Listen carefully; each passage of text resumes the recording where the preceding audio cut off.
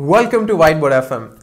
Today we're going to interview Lauren Duxbury, UX designer at Microsoft. Lauren was earlier with Honeywell, where she worked on the Forge design system. She really knows the in and outs of building a really comprehensive design system, and not just building it but also maintaining it, actually practicing the use of design systems in organizations. So the entire interview is extremely practical. She tells us a bunch of creative resources that we designers as students of UX designers can really use and implement and become better at understanding systems. I got to know about Lauren from a video uploaded by Figma's YouTube channel where she took everyone through the Forge design system. I would recommend everyone to check that out as well.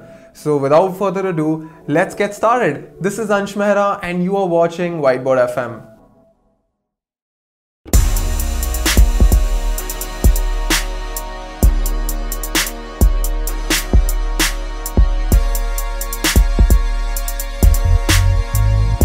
Welcome to Whiteboard, Lauren. We are so excited to have you here. I'm excited to be here as well. We went through your video on Figma's YouTube channel, and as soon as I saw that, I was like, we have to get her on the show simply because you have been doing so many cool things as, you know, a systems manager, as a designer. Like, it's too cool. Yeah, it's been a great experience at Honeywell. That was actually my last week at Honeywell that I got to do that presentation, and it was the perfect ending to that journey as working on the design system and then working as a product manager on the design system as well. Awesome. So we'll go to the first question, which is most of our audience at Whiteboard is self-taught, right? They know how a design system works, but they don't really know how to build it. Like, they don't know the step-by-step process of making a practical system. How should they go about building their own systems in this way? Yeah, so I think it kind of depends on where they are. If they're at a big organization or a small company or a startup, will kind of dictate a little bit how they're going to have to approach it. But the first thing I would say is, based on that, is decide on your approach, because the approach you take is kind of dependent on how much time you have to build your system, and then also how much resources you have, how much money do you have, how many people do you have.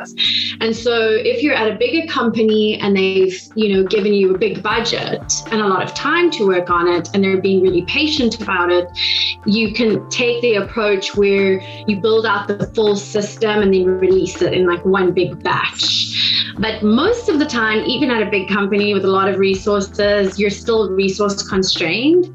And so I'd say the best approach in that sense would be to, in both instances, really, you want to partner with a couple of products at least, and not just build in isolation.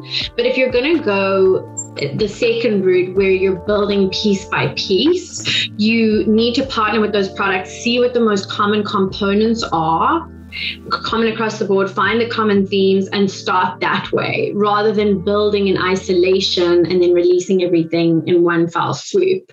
Kind of release everything piecemeal and work with your partner products.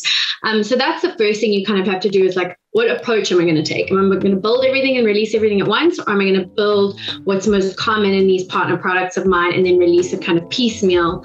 Both ways, the most important thing is getting feedback as quickly as possible, because your system needs to evolve. Of course, the second thing you might need to start thinking about is your tooling, because that's also going to factor into your cost. So when it comes to your design system library, obviously you need a design tool to design with. I love Figma. We've had a great experience with it because it's just so great for collaboration.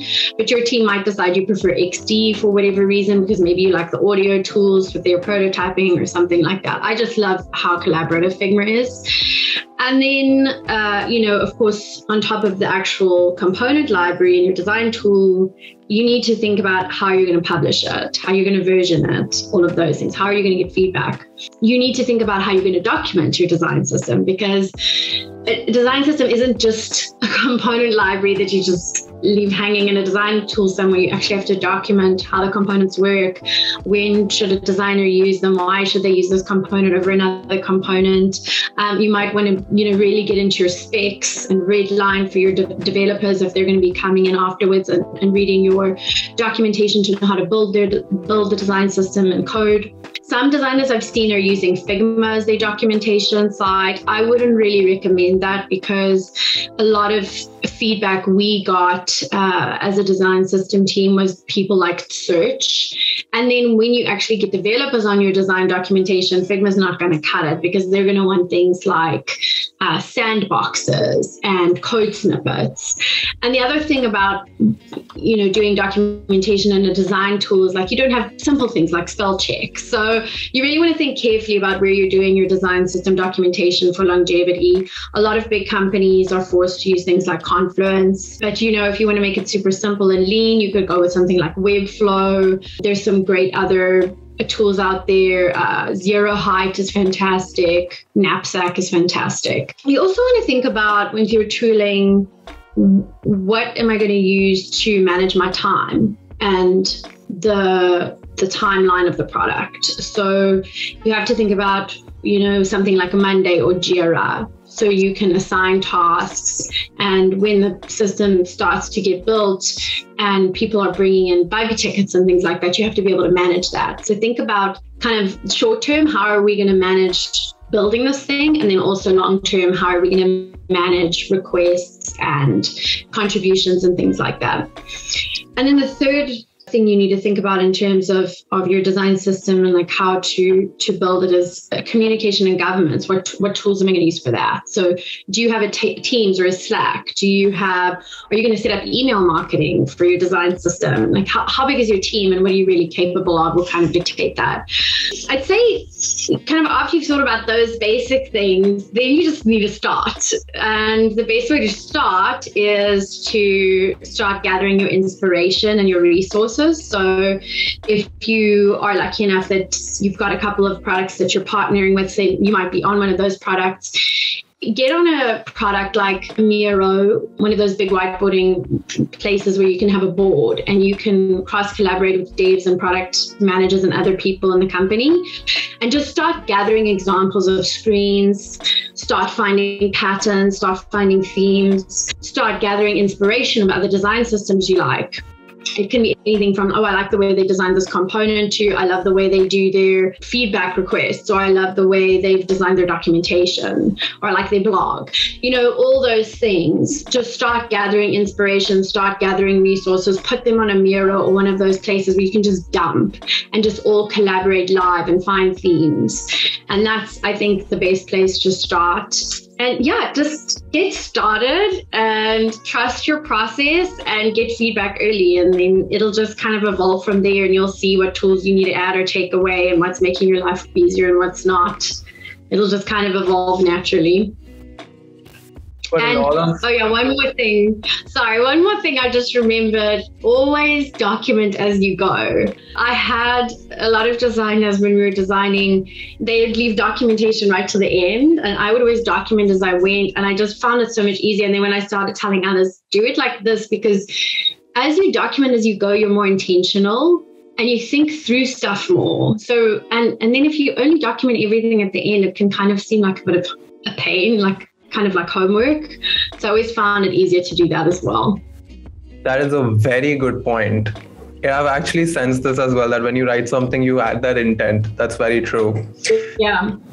As you mentioned, it becomes very difficult at times because a lot of clients and teams are often impatient, right? They want things quickly without any delays. So what do we as designers do when we are constantly expected to design ad hoc solutions without enough time to build, strong comprehensive systems? Yeah, I'd say it's always tough. I mean, every situation is unique, but I would say push back. You do have the right as a designer to ask tough questions back to your stakeholders. If somebody's coming to you with a random request and they're always treating the design team like we're just kind of like some kind of drive-in service, then they're always going to treat you like that. So always ask tough questions, stick to your guns, and trust your process, and bring people into your process. Where I've seen the most success at Honeywell and the most good reception to UX is when the UXers didn't try and hide their process and they actually show, okay, this is why we do these steps, and this is the research findings we got, and this is how we got it, and actually show it to people. And don't be scared to show that. They don't, some audiences don't always just want to see flashy designs at the end. They want to see how you got there. And then I think once you've built up that trust and they understand the science behind your UX, then they'll know that you're pushing back for good reason. Make sure you're solving the right problems. Because if you are always taking in these ad hoc requests and every spare minute is spent on something that maybe isn't a good idea, then you'll never have time to work on your system. But yeah, it's always a balancing act of taking in requests and finding time to work on the system. All right. Now, building a system and maintaining that system are two really different skill sets. The internet has a bunch of resources and inspiration on design systems, but very little guidance on incorporating and maintaining systems on the development side. Do you have any resources that can help us get better at that?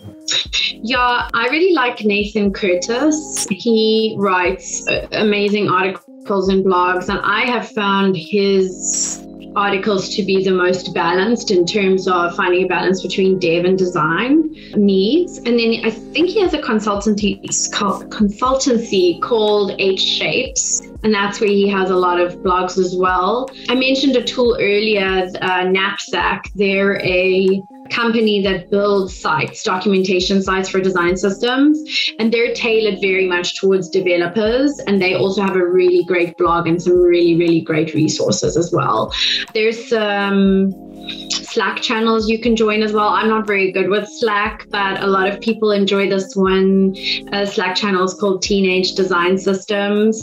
And the people that started that Slack are really, really good about giving back to the community. They do a lot of questionnaires to find out what people's pressing problems are. And they really do try and help the community answer and start those conversations and make it a safe space where you can come and ask other people that are part of big companies and small companies, but they just have those kind of baby to teenage design systems, and they're still learning and growing.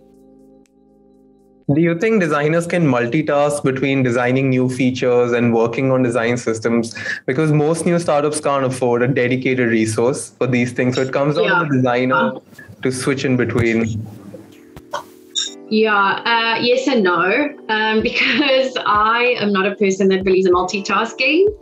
I think that in order for somebody to be truly productive, they need to be focused, especially designers. I know there are people out there that can multitask. I'm not one of them, but and I say no because of that, but I say yes because you have to work in other products or very closely with other products to build a good design system. You have to experience your design system to build a good design system. I felt that our Honeywell design system only matured once I went and embedded myself in another product. And so I was maintaining the design system and working on that product at the other time.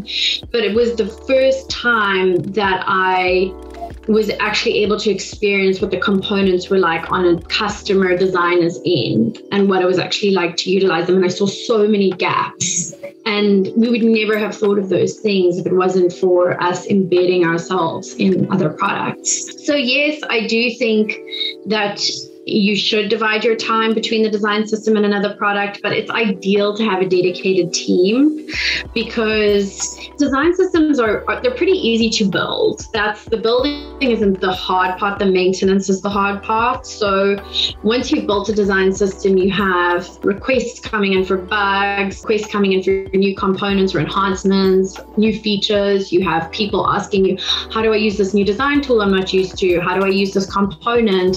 Can I use this over that? And then you have to do design reviews to make sure people are using the design system correctly. So that kind of becomes a full-time thing within and of itself.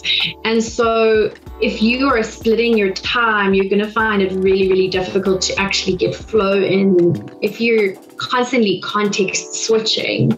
So I would say if you do have to do that, be fair on yourself and the other teams that are relying on you, and maybe have dedicated days to design system and dedicated days to your other product. So That way, if designers that need your help know that you, let's say, dedicated days are Monday and Wednesday, they can always reach out to you on those days for help, and they know you'll be there. Because something that becomes really important with a design system is having office hours and having those times when people know that you'll be available to them. As designers, feeling energetic, being in a state of flow is really important. How do you manage your energy and different states of mind? I like silence. So I actually really struggle in an office environment because there's always somebody walking by and distracting me. And like, even if I put my earphones in, somebody will just come and pull them out or tap me on the shoulder and give me such a big fright. So I've actually really enjoyed working from home because I could just create a tranquil space where it's just me. I know not everybody had that experience. Like some people had kids running around and it must be way more difficult. And so I think it is really important to create a place where you can focus. You need to be able to focus. So otherwise you're never going to be able to flow if you can't sit down and focus. So one thing that I would say, if a coffee shop is your best way to focus, go to the coffee shop. If you can't sit at your desk and it's just driving you nuts, go and sit somewhere in the corner of the office, in a booth or whatever the case is. Just make sure you're setting yourself up for success by putting yourself in your correct environment. Like I have a designer friend and she can't work under fluorescent light. She just cannot do it. She has to go and sit somewhere that makes her feel at peace. And then the other thing is block off your calendar. I constantly block off days on my calendar and I tell people I'm having a meeting-free day, because as soon as you start to flow and somebody's pinging you or making you go to meetings, you're just never going to get that correct focus. I also reject meetings that I don't think are important. And if somebody really thinks I should be there, they'll probably message me and say, I actually really want you to be there because. I reject meetings if they don't have an agenda. So think about the things that are cutting into your time that'll take away from your ability to flow. And then I also have days that no matter how much I've set myself up for success, I just cannot focus for whatever reason. And I think that's fine. Give into it. Go for a walk. Do something else, just get your mind off of. And if you just go through the whole day and you haven't been able to focus, when you do, let's say at 8 p.m. at night, have that moment where you're like, oh, wow, I'm really flowing. Don't stop. Just continue, work outside of your work hours if that's the time. If you've goofed off during the day because you couldn't focus, just make the time when you feel like you are managing to really flow. That's what I do. And then I don't feel bad about it because I know it's kind of balanced out. These were really practical points. All right. What would be 3 free yet extremely powerful design resources for someone who is just entering design and wants to become really good at it? Yeah, so I think that's a tricky one. One of the best pieces of advice I got when I was at General Assembly, I did one of those design boot camps at General Assembly, and we had a career coach there. Her name was Yvonne Dodd, and she said to start creating our brand. That was something that she told us to think about, and we were all like, oh, I thought only a celebrity had a brand or a clothing brand. You kind of think of those things, but I think that kind of led me down a path into what kind of resources I needed to look at. So I'd say start there. Start thinking about, okay, what kind of UX or designer do I want to be? Do I want to be a generalist? And if so, then tailor what you're looking at. You can't just sit on Dribble all day if you want to be a generalist, because that's mostly visual design, right? You're not going to learn anything about research on Dribble. So in terms of that, I would say for me, the most useful thing has been Medium. It's not necessarily a design specific tool, but I love reading the articles on there. I love reading the success stories. I love reading the case studies, the failure stories. There's some really good tactical advice on there. Like, I mentioned earlier about thinking about things from a dev perspective as well. You can find some really balanced articles on that sort of thing as well. And yeah, it's kind of a give and take because pretty much anybody can write on Medium. And I know that's a really generic answer. Probably everybody knows Medium, but I find it really useful. It never stops being useful. And then another non-actually design specific thing I always go to and tell people to do is LinkedIn. And LinkedIn kind of sucks actually, because for some people it's kind of soul crushing, but it's where you find mentors and it's where you reach out and you see what other people are working on and you kind of just keep getting updated. I'm not a Twitter person, so I know a lot of people would, be on Twitter finding out that kind of stuff, but I'm absolutely into LinkedIn because one huge part of being a designer and getting a job is networking. You have to network. So it's kind of unavoidable. Find a mentor, go on one of those mentor sites, and that'll always be great. If you really want to hone your design skills, your actual hard design skills, think about doing some of those Adobe challenges and maybe going onto one of those UI challenge websites and do a daily UI challenge or something like that.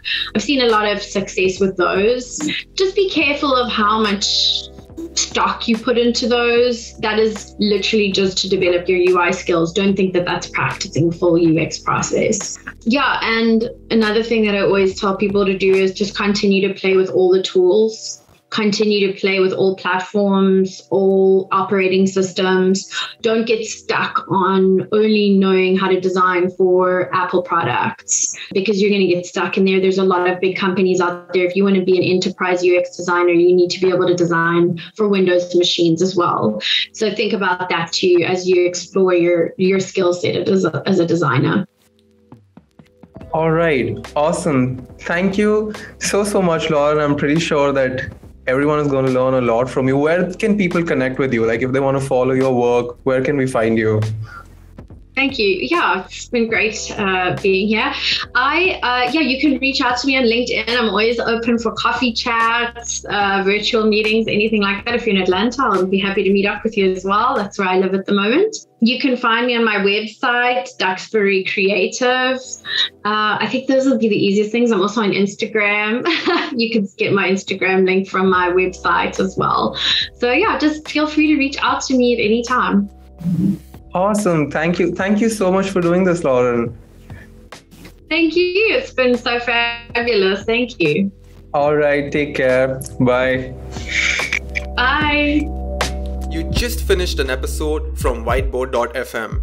Don't forget to hit the subscribe button and the bell icon because we are coming up with interviews and design reviews that will help you accelerate your growth as an upcoming product designer.